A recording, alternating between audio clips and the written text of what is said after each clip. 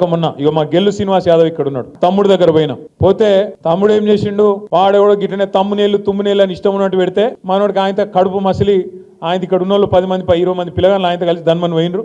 ఏదో కొద్దిగా చిన్న నిరసన కార్యక్రమం చేసి వచ్చిర్రు. చిన్న నిరసన కార్యక్రమం చేసి వస్తే ఆయనతో అటెంప్ట్ మర్డర్ కేసు పెట్టి ఆయనను అరెస్ట్ చేసి లోపలేద్దామని చూసిర్రు. కోర్టోళ్ళు ఏమున్నదా ఆయన ఏం లేదు చిన్న నిరసన అని చెప్పి ఆయనతో రిమాండ్ రిజెక్ట్ చేసిండ్రు.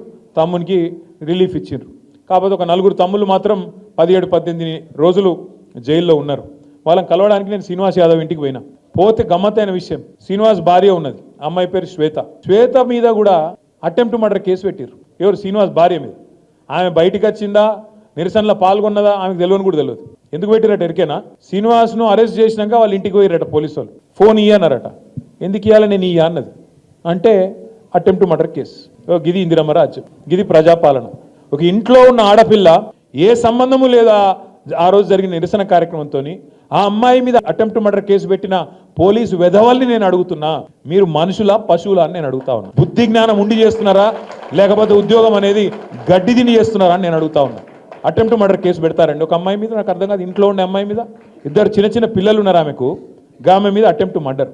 గిది వీని పాలన. ఇక దీన్ని మనం ముడిసి పరవశించి ఓహో ఆహా మొహబ్బత్ కా దుకాణాన్ని మనం సపోర్ట్లు కొట్టాలి. అట్లే ఇంకొక కేసు, నల్లబాలు అనే పిల్లగాడు ఉంటాడు సోషల్ మీడియాలో, వాని అసలు పేరు శశిధర్ గౌడ్. ఆ శశిధర్ గౌడ్ మీద ఇప్పటికి 12 కేసులు పెట్టారు. ఆఖరికి మొన్న ఒక రీట్వీట్ కొట్టినందుకు, బీఆర్ఎస్ పార్టీ పెట్టిన ఒక పోస్టుకు రీట్వీట్ కొడితే ఆ పిల్లగాన్ని అరెస్ట్ చేసి అన్నం తింటుంటే బరబర గుంజుకపోయి ఎవడో ఉగ్రవాదో తీవ్రవాదో అన్నట్టు గుంజుకపోయి 20 రోజులు జైల్లో పెట్టిండ్రు. ఇది వీని ప్రజాపాలన. ఇది ఈ రాష్ట్రంలో పోలీసులు నడుపుతున్న తీరు. నేను మీ అందరి సమక్షంలో మీ అందరి సాక్షిగా ఒకటే మాట చెప్తా ఉన్నా, ఇవాళ విర్రవీగుతున్న పోలీస్ అధికారులు, ఇవాళ ఎవరైతే రేవంత్ రెడ్డికి చెంచగాల లెక్క పనిచేస్తున్న అధికారులు ఉన్నారో ఒక్కొక్కరికి తప్పకుండా నేను చెప్తా ఉన్నా, 3 ఏళ్లలో మళ్ళా వస్తాం.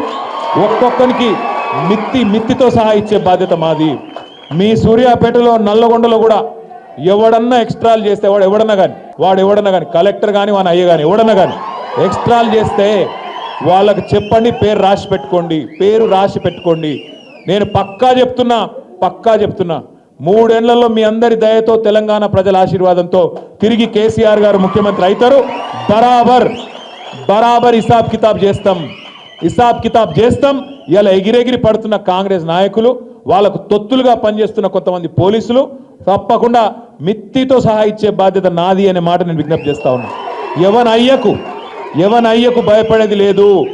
రేవంత్ రెడ్డి కాదు వాని తాత జేజమ్మ దిగొచ్చిన మళ్ళా కేసీఆర్ గారు ముఖ్యమంత్రి కావడాన్ని ఎవడూ అడ్డుకోలేడు. ఇది వాస్తవం.